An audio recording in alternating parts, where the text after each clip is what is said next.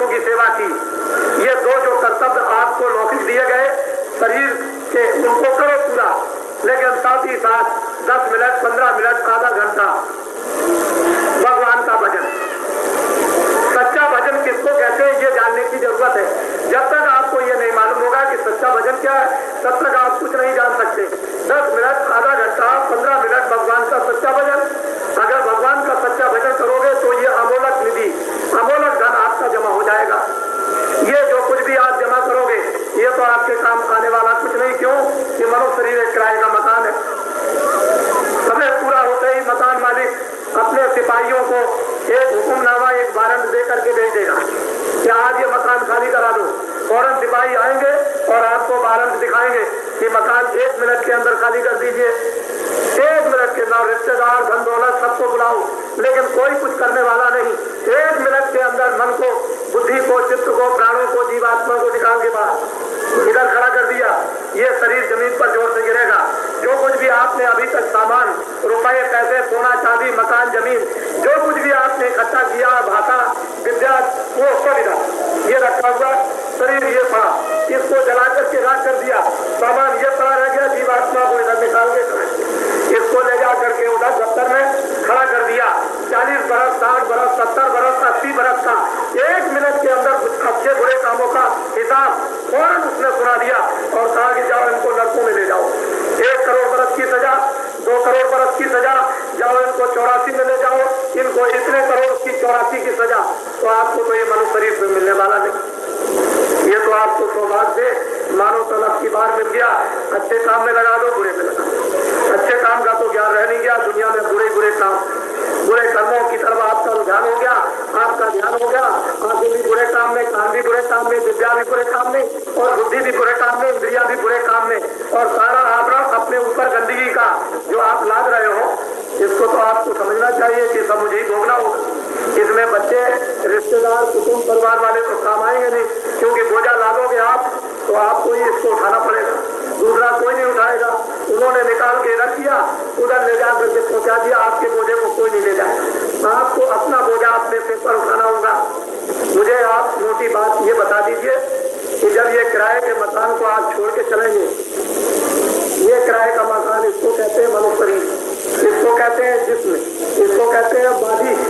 जब इसमें जो जीवात्मा, मन, बुद्धि, चित्त है, निकाल करके अलग कर दिया जाएगा और ये बाधी आपकी ये शरीर जमीन पर गिर जाएगा, तो आप ये बता सकते हैं कोई सामान ले जाएगा?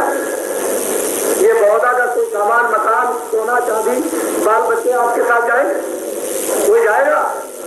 तो जब नहीं जाएगा तो बच्चे ये बुराई, ये गंदगी, बाजार में से पेट भरने के लिए खरीद करके आप जमा करते हो, ये पहाड़ की तरह से बोझा आपके सिर पर लग जाएगा, इसको कोई दूसरा उठाएगा? ये तो आप ही को उठाना पड़ेगा। जो ये तो 4 दिन के इंद्रियों के क्षणिक भोग है, क्षणिक आनंद है, और वो भी गंदे आनंद, शुद्ध पवित्र आनंद क्षणिक लेके, इंद्रियों का, आँख का, कान का, जिब्या का, जो भी क्षणिक आनंद शुद्ध लेके सब तो ठीक था।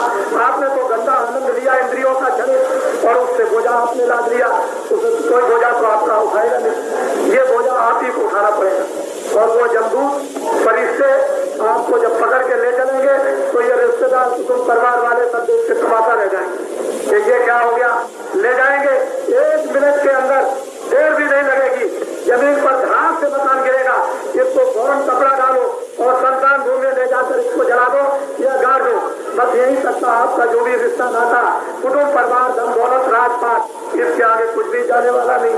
तो आपने अपने लिए क्या किया? अरे आपने अपने लिए भी कुछ जमा किया है कि ये सब धन दौलत जो बाहर की आप मिट्टी जमा करते रह गए, ये तो आप अभी जब तक आप रहोगे तभी तक साथ देगी, उसके बाद में ये पड़ी हुई है, ये धन दौलत अरब खरब की, ये तो आपके साथ जाने वाली नहीं। जिसने इसको इकट्ठा किया वो ये था, ये किराए का मकान जमीन पर, इसको देखते देखते उठा करके लकड़ियों पर रख करके जला दिया, तो बताओ ये तो पड़ा रह गया। तो धोखा किसके लिए? बेईमानी किसके लिए?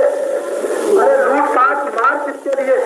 इसके लिए ये तो जानवर भी अपना पेट भर देते हैं। अरे इंसान आदमी, तुम तो बुद्धिमान हो, तुमको तो रामायण, गीता, भागवत, वेद, पुराण साहब उपनिषद मिले, महात्मा ऋषि मुनि आए, उन्होंने आपको बताया कि तुम अपने पर और अपने भगवान पर तुम विश्वास करो और महात्माओं पर जो कुछ तुम्हारे भाग में सब कुछ लेकर के रख आपने अपने भाग पर ठोकर मार दी और अविश्वास करके और दुनिया का लूट करके आप जमा करने लगे, तो आखिर इसका इंजाम, इसका परिणाम, इसकी सजा किस तरह की मिलेगी आपको, तो इसका कोई ज्ञान है नहीं, क्योंकि आपने तो आगे का कुछ देखा नहीं, पीछे का भी कुछ नहीं देखा। अभी तो चाहते हो कि जल्दी जल्दी भोग लो, कुछ आनंद ले लो। ये भोग नहीं है, ये इंद्रियों के रोग है। ये भोग ऐसे रोग है कि इनमें फंस जाओगे तो निकल नहीं सकते हो। कोई माई का लाल नहीं कर सकता है। ऋषि मुनि महात्माओं की जरूरत पड़ती है। जब वो दया दृष्टि करते हैं तभी ये गंदगी को साफ करते हैं, दूसरा कौन गंदगी साफ करेगा। तो जीवात्मा जब से परमात्मा के यहाँ से आई, अभी तक आपने मनुष्य शरीर पाकर कभी नहीं पहुंचा पाया। और अब की बात से कितने सज्जुग, कितने त्रेता, कितने द्वापर, कितने कलयुग बीत गए, और बहुत दिनों के बाद ये मनुष्य शरीर अब की बार इस नदी से पार होने के लिए आपको मिला, और फिर भी जीवात्मा को आप पार न कर सके। फिर डुबाने के लिए किनारे पर बैठ गए कि डूब जाओ, फिर रोगे चिल्लाओगे, फिर कोई भी वहां बचाने नहीं जाएगा। लाखों मील तक तुम्हारे रोने की आवाज वहां मारने की जब पड़ती है तो कोई सुनने वाला नहीं होता है। इसलिए नर नारियों, बच्चे बच्चियों, महात्माओं के सत उपदेश, महात्माओं के धर्म उपदेश, महात्माओं के ज्ञान उपदेश, महात्माओं के आत्म कल्याण उपदेश, मानवता के लिए मानव आनंद भी ले लो और आध्यात्मिक आनंद भी ले लो। इधर से अपनी जीवात्मा को मरने के पहले आप जन्म मरण से छुटा लो और मरने के पहले परमात्मा के पास पहुंचा दो, तो जीवन आपका ये चंद दिनों का चंद रोजा ये सफल हो जाए, सार्थक हो जाए। नहीं तो ये भी जिंदगी आपकी जा रही, पता नहीं कीड़े मकोड़े जीव जंतु आदि योनियों में जब बंद कर दिए जाओगे तो करोड़ों वर्षों तक तुमको निकलने का मौका नहीं मिलेगा। इसलिए बाबा जी की ध्यान से बात आप अच्छी तरह से सुने समझे।